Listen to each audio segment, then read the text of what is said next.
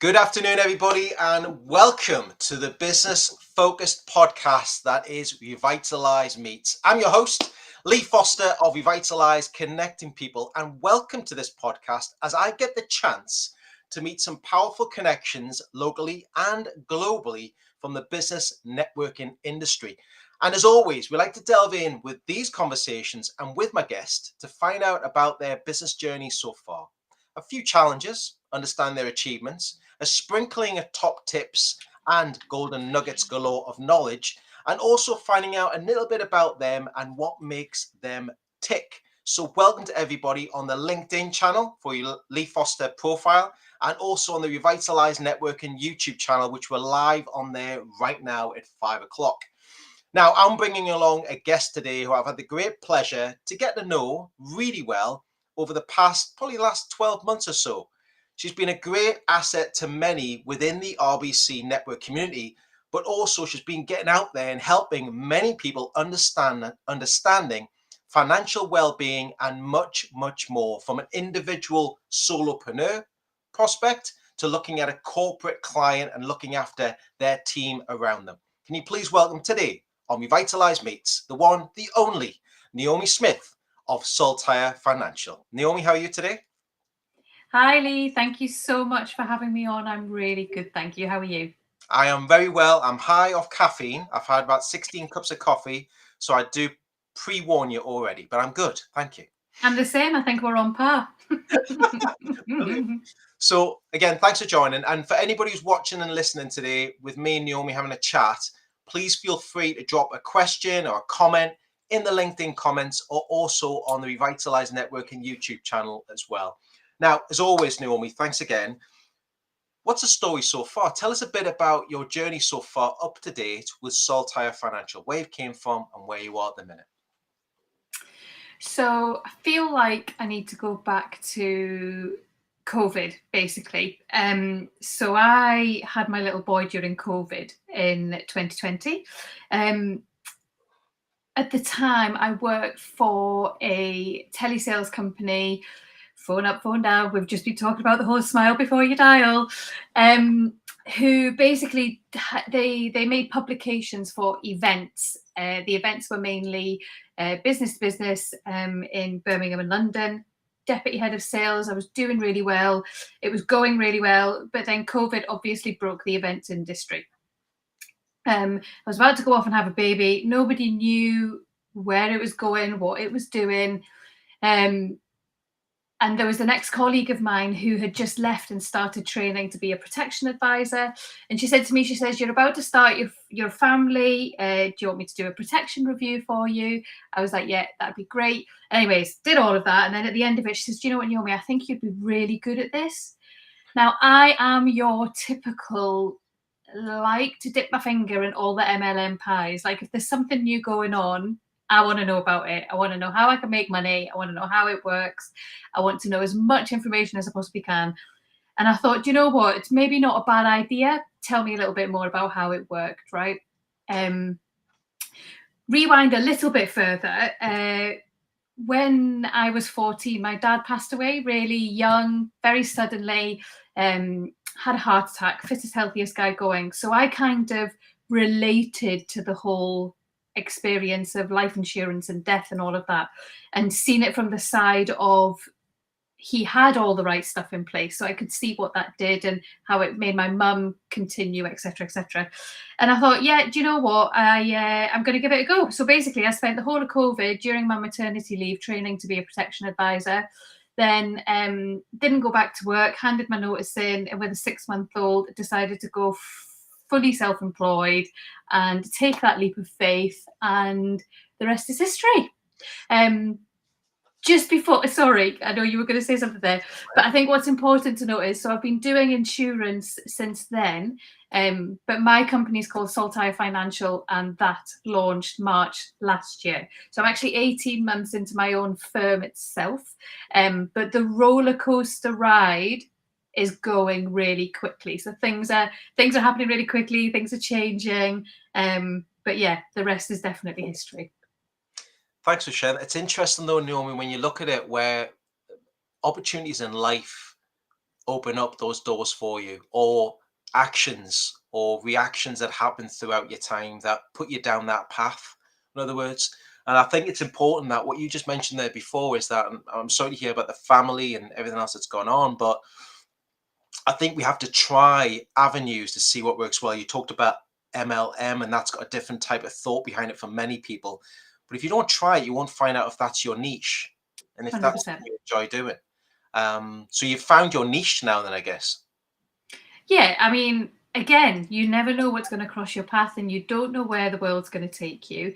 But I'm such a strong believer that things do happen for a reason. And at that precise moment in time, you might not know why or what that is meant to be or what it looks like. But if I look back to date, I can certainly say, right, that was a really rubbish situation. But this is what I got from it. This is what it's made. This is what it's put in front of me. And even just dipping back to the MLM side of things, I'm not really doing them now because I haven't got the time to do them. They're hobbies more than anything. But what I have got from them is that gave me the confidence in meeting people, speaking to people. My network is the size of it is because of those networks. And like I've just said at the time, I don't know why or what the situation is, but looking back on it, actually, it's giving me a huge network of people that are basically my extended friends and family of the world. And I think that's so important. I had that discussion with somebody today as well. It's about those conversations you're having regularly and consistently, not burning a bridge, keeping the bridges open, those connections that Yeah. you make and no other connections. And you sort of build a pool of resources and people as part of your tribe and network and sort of foundation to the business. That's what it's grown upon, isn't it, really? Absolutely, couldn't agree with you more because we've obviously spoke about networking till the cows come home, but one of the main things for me is that when you walk into a networking group or a situation, even if it's not networking, just a room full of people, you don't know who they are and you don't know who they know.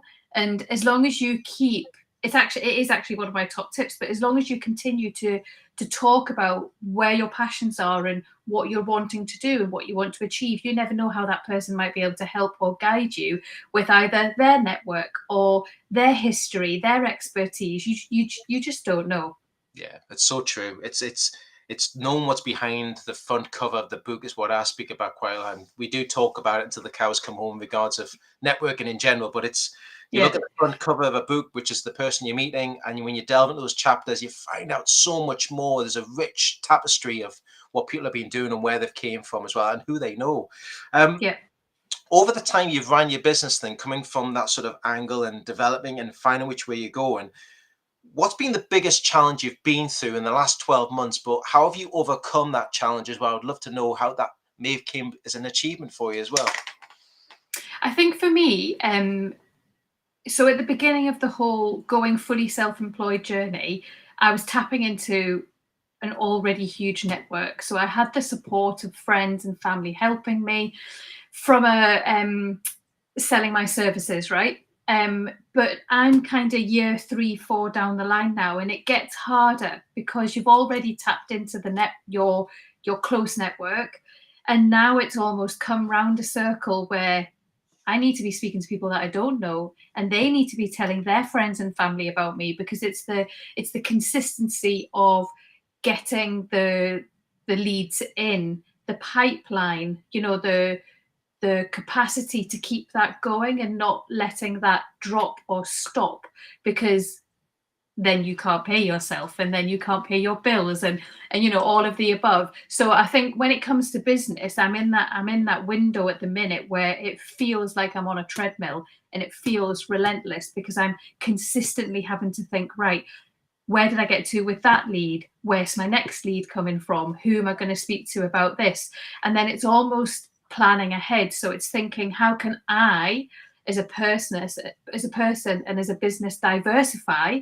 Because the whole multi-income stream situation, I can't just rely solely on selling policies. And I don't want to, if I'm completely honest, because I want to have different pots to dip in because they give me different feel-good feelings myself for their own reasons, right? And that's what this life is all about. It's about doing things that make you feel happy. So even though it feels like I'm certainly experiencing a tough, I don't want to say a tough time, it's just a tough stage of business that I feel like I'm winging it. It's working. It's not working, but I am feeling this stage within the business to be quite challenging at the minute, only because I've never had to do it before. I've never had to deal with it before. Well, another interesting fact there is that where I've heard from many people is that you're going through a growth spurt. And it's when it feels uncomfortable, it's good, because it's that time of change or adaptation or enhancement to your business. I've been told that for many, many years. When you start to feel a little bit uncomfortable, you've got to get comfortable with it as well. And I think there's a point you just mentioned there as well, Naomi. It's that, you've got to keep working at your pipeline. You've got to keep consistently working your network. And that's what people forget about. They work it for a little bit and then they stop and then they restart again. But you've got to keep that treadmill going. You've got to keep it moving forward. You've got to learn when to jump on and jump off and make it work properly at the times when you want it to work. And I think as business owners, we learn that the hard way sometimes. Definitely. Yeah. And I think because you've got a world of people, saying to you, well, you should do this and you should do it like this and you should do it like this. And that's fine. And I'm all for taking people's advice, but it doesn't mean that it's going to work for you and your business. And it doesn't mean that it's going to, having a presence on Instagram might work for you, Lee, but it might not work for me. And there's bigger factors involved there. However, when you're a solopreneur, time is money. And if you spend a lot of time building, creating, working on something, you're then not spending that time doing something else. And I completely agree with what you've just said, because I am in that position of growth and transition with launching essentially two arms to the business, but still trying to keep the main arm going. But I have to put the time into the other two arms. And I definitely feel like Wonder Woman at the minute. Which doesn't really sleep. Fine. I think what you've just mentioned there as well is an analogy that I use quite regularly, and everybody's heard this as well, and heard it from many people, is the plate spinning analogy. You're spinning the plates, but you've got to keep them going, and it's part and parcel of what you do as well. And I think, we look at it when we're working at everything, but we've just got to keep going at it as well. But that's when also your network starts to grow and the business starts to grow around you with the resources to help you and structure you. And it's the big thing you mentioned there as well is, you've heard us talk about this, is time is the biggest commodity that a business owner's got. You can have cash in the bank, you can have cash flow, everything else, but time is the biggest commodity that we've got, that we try to balance with personal development, working on the business, working in the business. And do we measure out that time properly? Probably not, because I speak to many people that their biggest challenge is the time issue of it all, where to pocket it and where to actually use it properly. Would you agree with that? 100%. And even I've got people telling me, why don't you use this platform or this platform? Because then I've got to spend the time telling the platform, well, what I want it to do and how I want it to work. And I haven't even got the time to do that, I think. Catch-22, right? I do want to go back to what you were saying about the plate spinning, though, because I can't emphasize enough to the listeners, the people who have been in business for 2 seconds or the people that have been in business for years, that everybody has the plate spinning to a certain degree. And do you know what? If one drops, that is absolutely fine, because it's not the end of the world. You just have to step back and assess the situation from a constructively critical point of view to yourself. Why has that happened? There's a reason why it's happened. Okay, I'll note that, but now I need to work on what I'm going to do to fix it. And actually, I think a plate or plates dropping comes back to what you were saying about the whole uncomfortable situation, because it actually then makes you feel uncomfortable and think, oh, I really didn't want that to happen. It's happened. I now need to deal with it.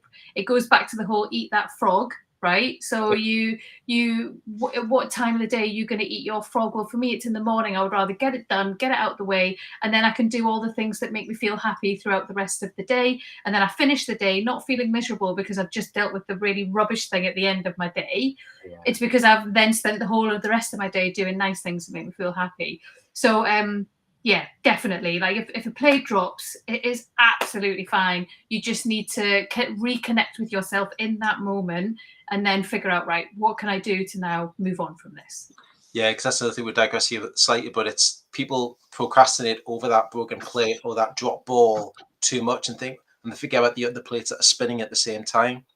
Exactly. Whereas that.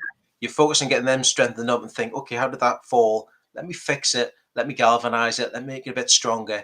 Have I got too many going at the same time? Yeah, I might have to leave that to one side at the minute and move on to the next one. So just focus on what I have available and strengthen and galvanize those areas that I need, that are bringing in that revenue, that business, that productivity, Exactly. that reaction, that excitement that you've got as well. I think it's really important. Thanks, Naomi, for sharing that with us. I speak to everybody who comes along as a guest on my show, right? And I talk about the adaptation of business, especially what we've been through over the last few years. And we're now living in a hybrid world. But as a financial, specialist, with somebody who's helping people with protection and many things, how does online and in person work for you at the minute? Does it still play a major part? Because you are starting to get out and about a lot more now, aren't you, really? So, Yeah. So this is a bit of a this is a funny one for me. Okay. yeah. So when I trained, everything was online because it was in the middle of COVID. Doing all my training, doing my first lot of appointments, it was either Zoom or it was on the phone. Now, being in a telesales role, I was totally fine with all of that. That wasn't out of the ordinary for me. But for me as a person, I like connection face to face. I like to connect with that person face to face. I feel like in my world, because you are dealing with things that are really important and you're almost having to build a trust with somebody because they need to entrust that it's safe for them to talk to you. You're providing a safe environment. And I have this thing in my head that I think I can't do that online. I can't create that online. And I have given myself that barrier. Okay. I acknowledge that. I'm accepting that. However, just flip for 2 seconds to the whole networking perspective. Okay. So when COVID started lifting, I was like, right, I need to get out there and I need to get out there as quick as I possibly can. And I spent a lot of time on the road driving. So I live in the Scottish borders, Dumfries, Galloway. And I was going down to Lancashire, Cheshire, Birmingham, Manchester, up to Glasgow, Edinburgh, I'm literally everywhere because I was like, people need to connect with me face to face. And the amount of people that said to me, Naomi, you need to put your big girl pants on because online networking, you're creating yourself a barrier that is not necessary because actually when you're networking, the whole point is that you're just yourself. And at the end of the day, people either connect with you or they don't, right? They do or they don't. And it doesn't matter whether it's face to face or it doesn't matter whether it's across the screen on Zoom. And it's taken me until probably about 2 months ago where I actually donned my big girl pants and started online networking a lot more. And all the people that were telling me what they were telling me were right. Like at the end of the day, the people either connect with you or you don't. And actually, it still comes down to you to do the follow up. So whether it's face to face or whether it's online, to do the follow up. And when I meet people face to face at these, I was down at Birmingham 2 weeks ago, met a really lovely lady. She was like, I need you to help me with my income protection. Can we do a review? I have nothing in place. Me and my family have nothing in place. I'm like, yeah, absolutely. She's got a business as well. So it's kind of doing double whammy. And she lives down kind of London way. So for me to go down to London to do her review, if she asked me to, I would, but it would be crazy if I did because that's time, that's money, etc., etc., etc. That doesn't have to be spent. But we'd already had that very brief face-to-face connection, but then we're doing the rest online. So actually, 3 4 years down the line, 18 months into my own business, I'm in charge. And if it works for me to do it online, because I then have more time to do other things, because remember, time's the issue, right? True. So it then gives me more time to do other things where I can literally go on a Zoom, do the first appointment in 45 minutes and clock off, and then I'm on to the next thing. So it's interesting for me because I was all over face-to-face, loved it. I love that connection. I love being face-to-face, networking events, etc., etc. But actually, there is a world out there that online is okay too, and people still want to speak to me, and people still want to connect with me, and people still do the follow-ups with me, even when it's online. But that was a personal barrier I was putting up. But I think what I'm trying to say is that if you feel that way, just give it a go. Because if you don't give it a go, you then don't know whether it is going to work for you or not. And the beauty of being self-employed is having the ability to make that decision to say, do you know what, I'm going to give it a go, because you can. And actually, it's been fine. Yeah, it's so true, and I think it's great to hear your thoughts behind that as well, because I think there's a time and a place now for a hybrid world that we're living in. And I've had a few conversations just this week already up till today, is that people say, I don't like online. Really? Why do you not like online for? It's just the feeling of it all. I says, but it's opened up the boundaries. It's opened up the borders even further. You can speak to people in London. You can do business online. You can do a lot of document sign and everything else. You can chat to people. You can set meetings up. You can go to online events, networking events, well structured, etc. as well. That's out there. You cannot move that to one side anymore now. It plays a major part in anybody's business for anything that we do. It's so easy. But I think there's a lot of people out there now are fighting to pick up the phone and actually speak to somebody, dial a number and actually talk to someone on the phone. And I'm on a bit of a soapbox campaign with that at the minute as well. So I think it's so important. Thanks for sharing that with us as well, Naomi. Thank you. Welcome. We talk about top tips and we're going in. I always ask my guests sort of golden top 3 nuggets, the top 3 golden tips from you. Would you mind sharing them? Would they be from your industry or would they be around business that you've really picked up on in the last sort of 18 months plus? I think business, because I think the stage that I'm at the minute, I think having these top tips for myself are playing key and vital to the now situation. Yeah. Okay. Fire away. Give us your 1, 2, and 3. That'd be lovely. Well, I did have written down drink coffee. I don't know. I'm joking. Coffee does help, but it's not buckets of coffee. Buckets of coffee with straws. Yes, love that. Okay, so top tip number 1: speak to as many people as you possibly can. And if it's not even people in business, if it's just the person in the supermarket, if it's your granny, if it's the dog, all that is facilitating is an opportunity for you to practice your vocal business card. So just speak to as many people as you can, because again, from the networking perspective, you never know who you're going to speak to. If you're sat in a bus stop and you speak to the old dear next to you, they might have a grandson that's a director of a huge business that they can put you in touch with. Correct. And who's not going to listen to their granny, right? So speak to as many people as you possibly can. Top tip number 1. Yeah. Number 2. Number 2. I used to cringe at the thought of this, but coming into the world of having my own limited company and trying to do the best for my family and all of that is plan forward. Reflect backwards, but plan forward. I think reflection's key, because you need to almost look at why you dropped that plate and look at why there's mistakes. Look at where do you think you could have improved stuff. But as you say, don't procrastinate around the thought. It's like you need to bullet point it, but then plan forward. Because if you don't plan forward, where are you going to go? How are you going to grow? How are you going to make your empire, however big or small that empire looks? Love that. And number 3 there, getting excited over these. You have to take time out to work on your business. It is key. The treadmill of life and the treadmill of work overtakes everything.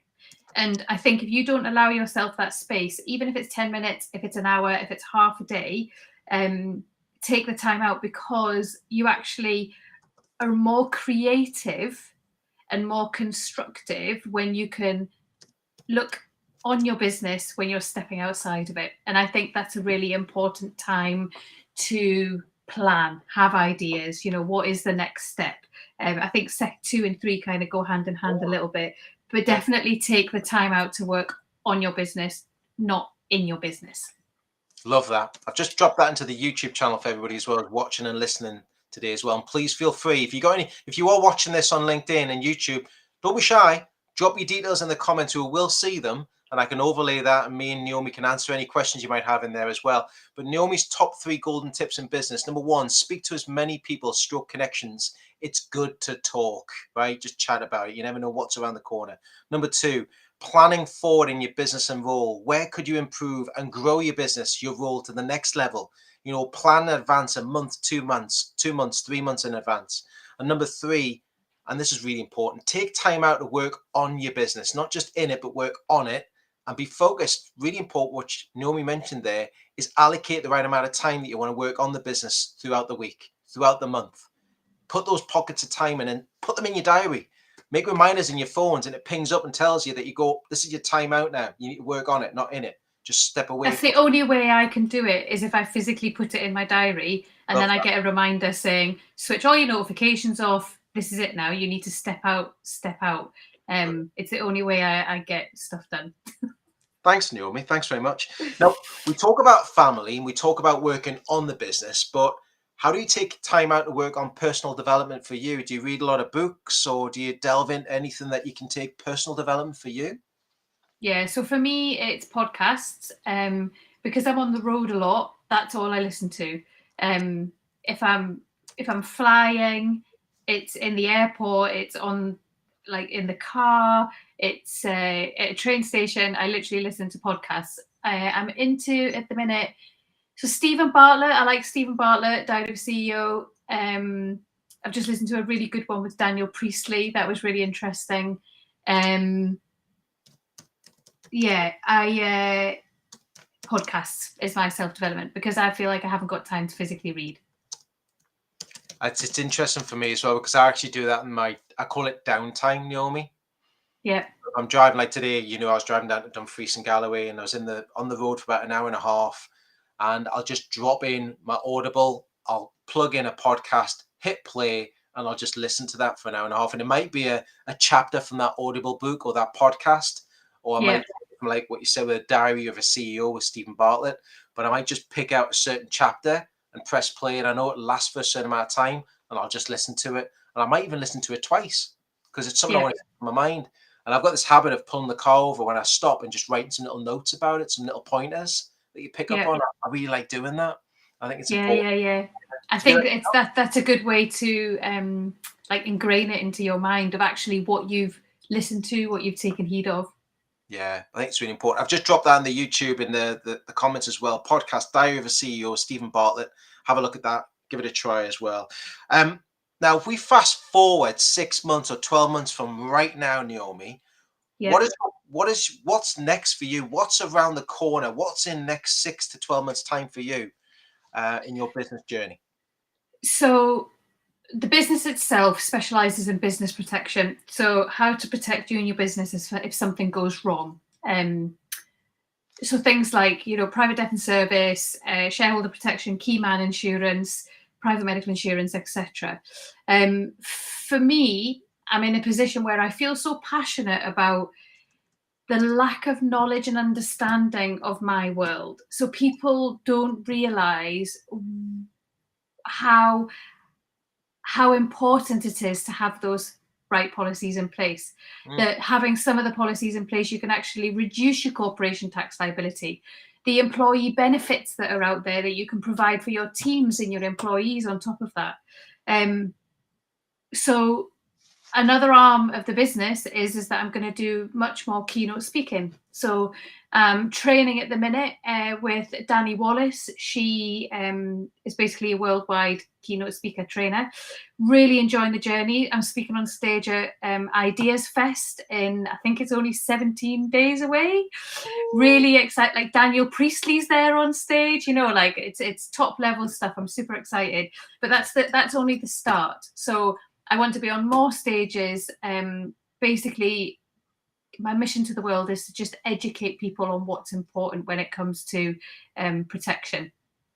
And then the other arm is I also feel really passionate about that. When I was at school, I feel like the generations coming up, they aren't educated enough on finance. So, you know, there's a lack of understanding and knowledge, certainly when I was growing up, that, you know, what is a mortgage? How does a mortgage work? What tools can I teach myself and have in place to be mortgage ready? Because if you're 18 years of age, you leave school, you've got no credit history, but you've maybe inherited some money and you want to buy a house. Well, even without bad credit, you haven't got credit, so you can't get a mortgage, right?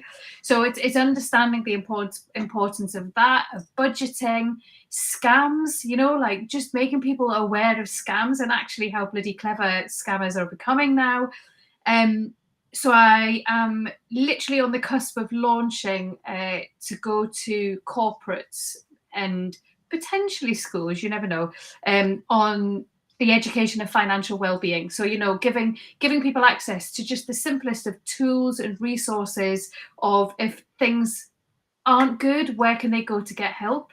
Or if they are good, but how can they make it better? How can they be more connected with their finances, and basically make that relationship a positive relationship? There's such a taboo around money that I want to kind of eliminate that and make it okay to talk about it, regardless whether it's, you know, good, bad, or indifferent. Yeah. And then from a mainstream business side, I just want to get into as many limited companies as possible to basically just explain how important it is to have these policies in place. There's a stat. So when I do my talk at Ideas Fest, 54% of small businesses within the UK don't have any protection in place. Wow. 54%. And 20% have never even heard of it. They don't even know what it is or what it means. So yeah, I want to get on my soapbox and bang that drum, because it's just scary, because literally overnight the whole rug could get pulled out from your business, and just because you haven't got the right things in place, you know, however many years of blood, sweat and tears will go down the drain. And if I can just help facilitate a platform to make people aware that it doesn't have to be like that, then that's my goal in life and business. I love that as well. It's the way it's grassroots as well. You're coming from the sort of the college or the university, that sort of element of what they're coming into, but it's also with the education of the business owner, but the limited managing director of that company, etc., as well as actually understanding, looking for their well-being of their team and their staff, which I think drifts down through everybody through a corporation as well. And I think it isn't communicated enough to people, and especially when we come through school and university and everything else, is actually, right, have you got your deck ready to go for when you're actually in the real world? You know, and I think people are very surprised of what they have to do when they come out that way as well. When I went to uni, I literally had this conversation days ago. When I went to uni, my mum dropped me off. We unpacked the car. I think we went to Farm Foods to get my first shop, and then went back to Halls, and it was like, right, see you later, bye, wave me off. And I was like, I don't know what I'm doing here. Like, nobody sat me down and said, right, Naomi, this is your money coming in. This is your money going out. What are you going to do in between? How are you going to budget for food? I don't even think I knew how to boil potatoes at that point. And I was 18, right? Right. but yeah, I was never kind of educated really on how to do all of that properly. So I ended up partying and having a really good time, but spending my money and working full time. I worked full time as well as going to uni full time, because it funded my party lifestyle. But if somebody kind of told me how to do it a bit better, then that would have given me tools to probably come into early adulthood a bit better than what I did. And just flicking back to something with the whole business. So say you're a business owner and you've got a team of employees, it is so important to make sure that you're supporting them from a making sure you're providing them with support, whether it's in finances, whether it's in health, whether it's in life, to get the most out of them, because obviously you want to get the most out of your employees as well, don't you? And if you can provide them with support, workshops, however that might look, then you're doing something right for the population, because so many people lose sleep over worrying about their finances when it's not necessary. Like when I was a student, you open up your student bank account and what do? They throw you a credit card and they say, right, you're going to have a credit card for the balance of, I don't know, £500, whatever it is. But do you actually know how to use it? Do you know how to use it to your best advantage? Or do you just go and say, right, let's go to the pub, it's my round. You know? But that's where I'm at. I think this year I got to a point where I'm like, there's not enough education. I want to go shouting about it a bit more. And that's my plans in the next 6 months. Brilliant. Well, I wish you all the very best of the future. It sounds rosy. There's plenty going on. There's plenty of structure and platforms and everything you're going to work on that, and foundations as well for you. So it's going to be a rosy future for you, Naomi. I can see it. And best of luck with the idea conference as well. I'll find out more about that at some point in our one-to-one as well. So for everybody who's watching and listening to us today on LinkedIn and on the YouTube channel for Revitalise Networking, if somebody said, who's a good business introduction for you? If you could share with people right now, who could be a great business introduction for you right now, what would it be? How can we help you? So probably business owners, they've got a team of employees, anywhere from 1 to 50. Because I can support them from a multitude of angles. And would that be just in the UK, or would that be further afield? You can work anywhere, as we mentioned that today. Yeah, so from the protection perspective, it would have to be the UK, because I'm FCA regulated, I can only do business within the UK. But I suppose from the financial wellbeing workshops perspective, that could be anybody in the world. Okay. Because there's a lot more businesses doing that kind of financial wellbeing support online as well. Brilliant. And also, if you're looking for any conference speakers or anybody talking on stage about financial well-being, or even doesn't even have to be financial well-being. It could be business events, business conferences. Yeah, I am. I'm putting myself out there. So if you are looking for keynote speakers, then I'm happy to have a chat. I just dropped that on the YouTube for us there. So Naomi's business introduction request is companies 1 to 50 employees and solopreneurs in the UK and the global connections, corporate seminars and business events. Contact Naomi today. Simple as that, really. Brilliant. Thank you so much. No, you're more than welcome, Naomi. Naomi, thank you so much for joining me today. Really appreciate it.